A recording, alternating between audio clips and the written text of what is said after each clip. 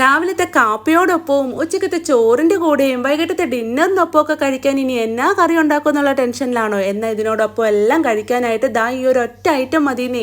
പോരാതെ 2-3 ആഴ്ചത്തേക്ക് ഇത് കേടാവാതെയും കൂടി ഇരുന്നാൽ അപ്പോൾ പിന്നെ പണി എളുപ്പമായില്ലേ.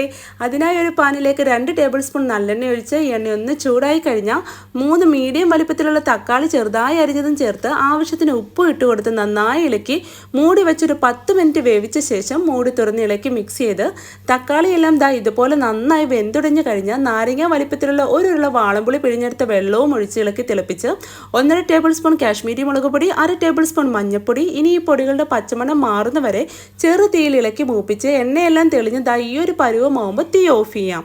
ഇനി താളിപ്പിനായി ഒരു പാൻ അടുപ്പത്ത് വെച്ച് 3 ടേബിൾ സ്പൂൺ നല്ലെണ്ണ ഒഴിച്ച് 1 ടേബിൾ സ്പൂൺ ഉലുവ, 1 ടേബിൾ സ്പൂൺ കടുക്, 10-20 അല്ലി വെളുത്തുള്ളി, ഒരു പിടി കറിവേപ്പില, 5-6 വറ്റൽമുളക്, ഇനി ഇതെല്ലാം ചെറുതായി ഒന്ന് മൂത്ത് വരുമ്പോൾ 1 ടേബിൾ സ്പൂൺ ചെറിയ ജീരകം, 1 ടീസ്പൂൺ കായപ്പൊടിയും ചേർത്ത് ഇളക്കി മൂപ്പിച്ച് ഈ ഒരു പരുവത്തിൽ തക്കാളിക്കൂട്ടിലേക്ക് താളിച്ചൊഴിച്ച് കഴിഞ്ഞാൽ അടിപൊളി സൂപ്പർ ടേസ്റ്റി ആയിട്ടുള്ള തക്കാളി ചട്നി റെഡി. ഇനി ഇത് ചൂടാറിയ ശേഷം ഇതേപോലെ എയർ ടൈറ്റ് ആയിട്ടുള്ള ഒരു പാത്രത്തിലേക്ക് ഇട്ട് അടച്ച് വെക്കുകയാണെങ്കിൽ 1 മാസത്തോളം ഫ്രിഡ്ജിൽ കേടാവാതെ ഇരിക്കും. അപ്പോൾ എല്ലാവരും ഒന്ന് ട്രൈ ചെയ്ത് നോക്കുക. ഇതേപോലുള്ള ഈസി ആൻഡ് ടേസ്റ്റി റെസിപ്പീസിന് ഈ പേജ് ഫോളോ ചെയ്യാനും ലൈക്ക് ചെയ്യാനും മറക്കല്ലേ. ഇത്തരം ഈസി ആൻഡ് ടേസ്റ്റി റെസിപ്പീസുമായി നമുക്ക് വീണ്ടും കാണാം. Okay, by.